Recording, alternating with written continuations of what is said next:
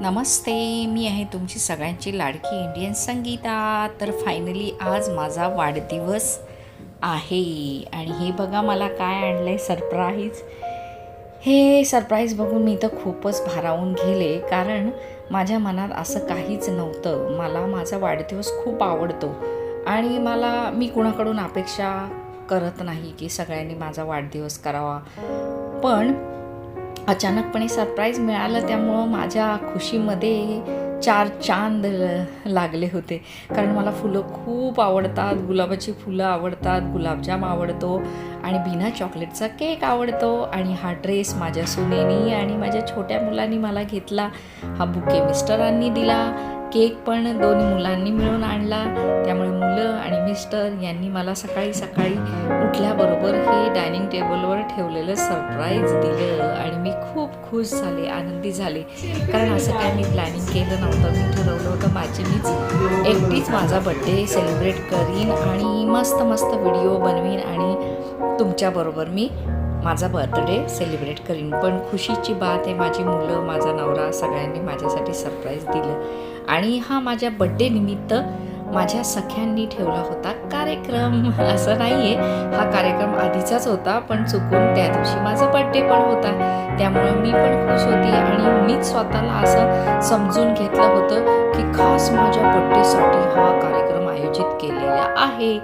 मानायला काय जातं हो, मानाने आपण जर स्वतःहून खूप मानलं ना, तर खूप काही आपल्या आयुष्यात चांगलं चांगलं घडू शकतं. स्वतःला राणी समजायचं कधी पण. तशी मी स्वतःला राणी समजते. त्यामुळे काही जे कार्यक्रम असतील, काही जे माझ्या बाबतीत सकाळी होतं, दिवसा होतं, काही होतं, तर ते मी आनंदाने स्वीकारते आणि स्वतःला राणी समजते. त्यामुळे जे काय होतंय विश्वामध्ये, पृथ्वीवर, जगामध्ये चांगल्या गोष्टी, त्या सगळ्या देवाने माझ्यासाठी तयार केलेल्या आहेत असं मी समजून त्याचा आस्वाद घेत असते. तसाच हा कार्यक्रम. तर आज होता कार्यक्रम, म्हणजे आज लोकमत सखीच्या निमित्ताने कार्यक्रम ठेवला होता की लोकमत सखीची क्वीन कोण असणार आहे, म्हणजे फॅशन शोज आयोजित केला होता. मला भाग घ्यायला हल्ली आवडत नाही, पूर्वी खूप आवडायचं, पण आता मी काय करते, मला दुसऱ्यांना बघायला खूप आवडतं. कारण मला झालेले हे सगळे कॉम्पिटिशनमध्ये भाग घेऊन बक्षिसं मीच आता वाटते म्हटल्यामुळं मला आता एवढं काही बक्षिसांचं पण काही वाटत नाही. आणि मला हे बघायला खूप आवडतं. माझ्या भगिनी जे काही कार्यक्रम करतात, सुंदर सुंदर तयारी करतात, म्हणजे त्यांची ती धावपळ, त्यांचा मेकअप, त्यांचे गडबड, हे मला आता निरीक्षण करायला खूप आवडतं. जज काय बघतायत आणि कुठल्या त्यांच्या चुका आहेत, हे मला काढायला आता खूप आवडतं. मला आता म्हणजे तसं पाहायला गेलं तर मला निरीक्षण करायला खूप आवडतं आणि दुसऱ्यांच्या थोड्याशा चुका नाही म्हणता येणार, ज्या मला खटकलं ते बोलायला आवडतं. आता इथं कार्यक्रम खूपच छान त्यांनी आयोजित केला होता. बायका पण खूप मस्तपैकी सजून धजून आल्या होत्या. एकशे एक म्हणजे सुंदर अप्सराच होत्या, धर्तीवर आल्यासारख्या. म्हणजे स्त्री जिथं असते तिथे बहारच असते, फुलपाखरू असतं आणि सौंदर्य असतं, पॉझिटिव्ह वेव्ज असतात. स्त्री खूपच भारी चीज देवाने बनवलेली आहे, ती सुंदरच आहे, खूप सुंदर आहे. प्रत्येक स्त्री ही अप्सरा आहे. स्त्रीबद्दल बोलायचं काय, मीच एक स्वतः स्त्री आहे, त्यामुळं जास्त काय बोलू तुम्ही समजू शकता. तर कार्यक्रम खूप छान आणि मी पण एन्जॉय करत होते. व्हिडिओ माझा खूप म्हणजे थोडंसं हलतोय, लांबून आला आहे, त्याच्याबद्दल मी सॉरी म्हणते. आणि माझे व्हिडिओ प्लीज बघत जा. मी एवढी मेहनत घेते आणि तुमच्यासाठी छान छान व्हिडिओ आणते. वॉच टाईम माझा कंप्लीट होत नाही, त्याच्यामुळं माझा थोडासा मूड जातो, पण मी पुन्हा मूड आणते. कारण मला हे काम आवडतं, तुमच्याशी बोलायला, तुम्हाला माझ्या गोष्टी सांगायला, म्हणून मला हे आवडतं. पण थोडा तुम्ही पण सपोर्ट केलात तर मला खूप बरं होईल. कारण वॉच टाईम काय माझा कंप्लीट होत नाही. आता माझ्या चॅनलला 5 वर्ष होतील, पण वॉच टाईम कंप्लीट होत नाही. ठीक आहे, असू दे, मी पण हार मानणार नाही. मी आणखीन 10 वर्ष मेहनत घ्यायला तयार आहे. तुमच्यासाठी असेच छान छान व्हिडिओ आणीन आणि तुमचं मनोरंजन करत राहीन. तर फर्स्ट ऑफ ऑल हे मी सांगायचं म्हटलं तर आता बघा किती छान बायका आल्यात आणि छान नटून रॅम्प वॉक करतायत. काही बायका पहिल्यांदाच स्टेजवर आलेल्या, त्यामुळे थोड्याशा घाबरलेल्या होत्या. ते तर सगळ्यांच्याच बाबतीत होतं आणि नंतर हळूहळू सवय होते. तशाच इथे काही पहिल्यांदा आलेल्या बायका होत्या, काही दुसऱ्यांदा आलेल्या होत्या, काहींना उत्साह होता, काहींचा कमी होता. पण मला एक गोष्ट खटकली, म्हणजे ठीक आहे तसं काही नाही, शेवटी जज जो निर्णय घेईल तो अंतिम असतो. इथे जज होत्या त्या म्हणजे थीम अशी होती की गुढीपाडव्याच्या निमित्ताने महाराष्ट्रीयन पेहराव करून यायचा आहे, महाराष्ट्रीयन साडी नेसायची आहे आणि थीम महाराष्ट्रीयन होती. तर सगळ्यांनी ज्यांनी नऊवारी साड्या नेसल्या होत्या आणि आल्यानंतर रॅम्प वॉक करून दागिन्यांबद्दल थोडीशी माहिती द्यायची आहे, म्हणजे तयारीबद्दल, म्हणजे तुमच्या सौंदर्याची तुम्हीच तारीफ करून व्यवस्थित माहिती द्यायची आहे. तुम्ही कुठली साडी नेसले, कुठले दागिने घातलात आणि चप्पल कुठली घातली, हा का घातलेला आहे, ह्याचा अर्थ काय, तुम्ही जो काय पेहराव केला आहे तो, असं होतं. आता ही बाई बघा, आता ही तर थीम होती ठीक आहे महाराष्ट्राची, पण रॅम्प वॉक म्हणजे ब्युटी कॉम्पिटिशन होतं ना, त्यामुळे इथे तिने जरा हे केलं, काय म्हणतात त्याला, गोंधळ सारखा तिने पेहराव केला होता, दागिने कमी घातलेले आणि गोंधळी नृत्य करून दाखवलं. ठीक आहे, इट्स ओके, गोंधळी तिचा 3रा नंबर आला हे मी मान्य करू शकते, तिचं गोंधळ हे येते. पण थीम अशी होती की महाराष्ट्रीयन पेहराव. आता हे पण महाराष्ट्रामध्ये येतं, ते कळू शकतं मला त्याचं माझं, पण मला असं वाटलं होतं की सगळ्यांनीच महाराष्ट्रीयन म्हणजे पेहराव म्हणजे दागिने खूप घालायचे आणि छान तयार होऊन यायचे. ब्युटी कॉन्टेक्स्ट आहे ना, म्हणजे त्यामुळे. आणि तर काही ते सिम्पलच आलेल्या अशा साडी नेसून, त्या ठीक आहे, ज्याची त्याची हौस आहे, ज्यांना त्यांना हौस वाटते म्हणून. काही जणी एन्जॉय म्हणून आल्या असतील, कॉम्पिटिशन म्हणून नसतील आल्या, ते पण आहे. कारण बाई ही घरातल्या संसारात इतकी रमून गेलेली असते, स्वतःला ती विसरलेली असते, कुठंतरी ती कोमेजून गेलेली असते. पण ह्या अशा कार्यक्रमामुळं त्यामुळं बायकांचा जो उत्साह वाढतो, तिला एनर्जी येते आणि ती पुन्हा संसारात मन देऊन राबते. आता इथे यांनी लमाणीन ड्रेस घातलेला, ते पण महाराष्ट्रामध्ये येतं का मला नाही माहिती, येत असेल तर तुम्ही सांगा. पण मला असं वाटलं होतं का ब्युटी कॉन्टेक्स्ट म्हणजे सगळे नऊवारी साडी मस्तपैकी परिधान करून येतील, महाराष्ट्रीयन दागिने घालतील, महाराष्ट्रीयन जो आहे ते पेहराव करतील आणि प्रत्येक स्त्री ही दागिन्यांबद्दल माहिती देईल आणि स्वतःबद्दल माहिती देईल, त्या पेहरावाबद्दल माहिती देईल.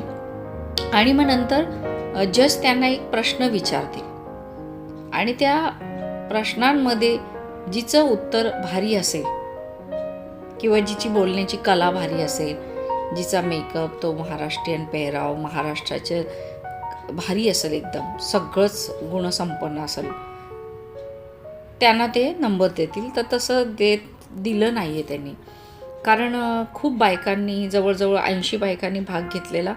आणि त्यामध्ये काय झालं, ज्या एक्सपर्ट बायका होत्या, ज्यांना सवय आहे स्टेजवर जायची, डायलॉग बोलायची, ज्या मॉडेल होत्या, त्यांना काही इझी जातं, कारण त्यांनी बऱ्याचशा स्टेज शो केलेले होते, बोललेले होते, अनुभव होता त्यांना. तर त्यांचा तिथं ठसका बसला आणि मग ही एक आदिवासी पेहराव करून आलेली बाई, हिचा पण नंबर आला, हिचा 3रा का 4था नंबर आला आणि ती दुसरी गोंधळ घातलेली तिचा 2रा नंबर आला. पण पहिला नंबर आला ते भारी शिवाजी महाराजांचा. तिने खूप मोठा डायलॉग बोलला शिवाजी महाराजांचा, म्हणजे तिचं ते पाठांतर होतं चांगलं, तिचा आवाज एकदम ठसकेदार होता आणि ती खूपच एक्सपर्ट होती. तिने 2-3 स्टेज शो केलेले आणि तिला बऱ्याच ठिकाणी बक्षिसं मिळालेली. आता इथे वासुदेव, तर मला असं वाटतं का असं वेगवेगळी थीम हा आपला त्या दिवशीचा विषय नव्हता. त्या दिवशीचा विषय फक्त असा होता रॅम्प वॉक करायची, सुंदर साडी महाराष्ट्रीयन आणि दागिने घालून येईल आणि छान त्याची माहिती देईल. तिलाच प्राईज दिलं जाईल असं होतं. पण आता तेव्हा त्यांना जजला हा वासुदेव आवडला, त्याचा डायलॉग आवडला. त्याने एक डायलॉग मस्त बोललं, ती जी वासुदेव बनून आलेली ते आवडलं. तर जजला जे आवडेल ते आपण मान्य करू शकतो. तर त्यांनी आता ह्यांनी साडी नेसली. हे महाराष्ट्रीयन नव्हते, त्यामुळं त्यांनी तरी पण महाराष्ट्रीयन लुक करण्याचा प्रयत्न केला. असं आहे, ज्यांना जे वाटलं, बाईला जे वाटतं ते तिने केलं. हेच तर आपल्याला पाहिजे, त्याबद्दल मला काही नाही. पण मला तेवढीच थोडीशी छोटीशी गोष्ट खटकली की महाराष्ट्र आता हिला नंबर पहिला दिला. कारण हिचे शिवाजी महाराजांचे डायलॉग म्हणजे जिजामातेचे तिने रोल निभावला आणि खूप मला वाटतं 2 मिनटं तरी तिने छान डायलॉग बोललं. पण डायलॉग बोलणं हा विषय नव्हता तेव्हा.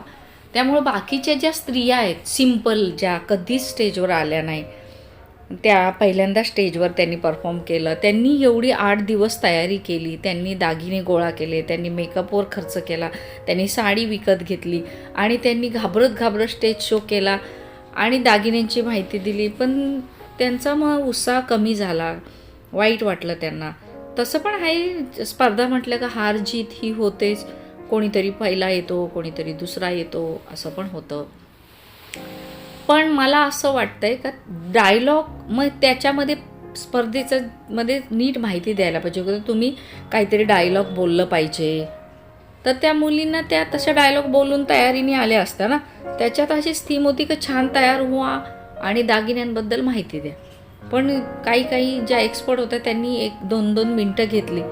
काही जे एक्सपर्ट नव्हते त्यांना बोलता नाही आलं किंवा त्यांना जेवढं त्यांना सांगितलं गेलं तेवढंच ते बोलले.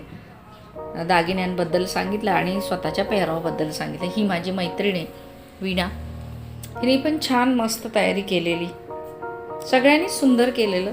पण शेवटी कोणीतरी एक जिंकतं. मी आधी पण तुम्हाला सांगितलं, कोणीतरी एक हारतं. हार जीत होती आहे, स्पर्धा होतं राहत आहेत, नेक्स्ट स्पर्धेमध्ये भाग घेऊ शकतात. त्यानिमित्ताने त्यांना या स्पर्धेमुळं सजायला मिळालं, छान रील बनवायला मिळाले. ही मॉडेल होती, त्यामुळे हिला प्रॅक्टिस होती. त्यामुळे ही सहज आली, सहज बोलली आणि थोडंसं जिंकून गेली. तर आजच्या पुरती एवढंच. पुन्हा भेटू पुढच्या व्हिडिओमध्ये. टाटा. आणि व्हिडिओ कसा वाटला ते नक्की सांगा आणि सबस्क्राईब जरूर करा. वॉच टाईम वाढवा माझे व्हिडिओ पूर्ण पहा. माझी बडबड प्लीज ऐका आणि लाईक जरूर करा. अशा रीतीने मी कार्यक्रम एन्जॉय केला. मी माझा वाढदिवस अशा रीतीने सेलिब्रेट केला आणि रात्री घरी आले तर बघते काय मला सरप्राईज मिळालं. माझे समधी आणि समधनजी घरी माझ्यासाठी छानपैकी फुलांचा बुके घेऊन आलेले आणि माझं पुन्हा मला बड्डे विश केलं. आम्ही सगळ्यांनी एकत्र जेवण केलं, खूप गप्पा मारल्या, एन्जॉय केलं त्या रात्री आणि खूपच मस्त माझा दिवस गेला. धन्यवाद देवामुळं मी आज एवढी सुंदर पृथ्वी बघितली. धन्यवाद आई, धन्यवाद बाबा. आई बाबांमुळं, पप्पांमुळं, आईमुळं मी या पृथ्वी तलावर आले. त्यामुळे हर बड्डेला मला देवाला आणि माझ्या आईवडिलांना धन्यवाद बोलायला आवडतं. कारण त्यांच्यामुळंच मी आज इतकी सुंदर सृष्टी बघू शकते आणि ह्या पृथ्वी तलावर आले आणि एवढी आनंदी आहे, एन्जॉय करते. मस्त वाटतं मला. तर सगळ्यांना धन्यवाद, तुम्हाला पण धन्यवाद. आणि माझ्या बोलण्यामध्ये काय जर चुकलं असेल तर मला प्लीज माफ करा. कारण बोलताना आपण जे वाटतं ते बोलतो, असं ठरवून काही बोलत नाही. त्यामुळे प्लीज माझ्या काही चुका असतील तर मला माफ करा आणि माझे व्हिडिओ असेच मस्त एन्जॉय करा आणि पूर्ण व्हिडिओ बघा. प्लीज मला सपोर्ट करा आणि मला सपोर्ट करता त्याबद्दल धन्यवाद.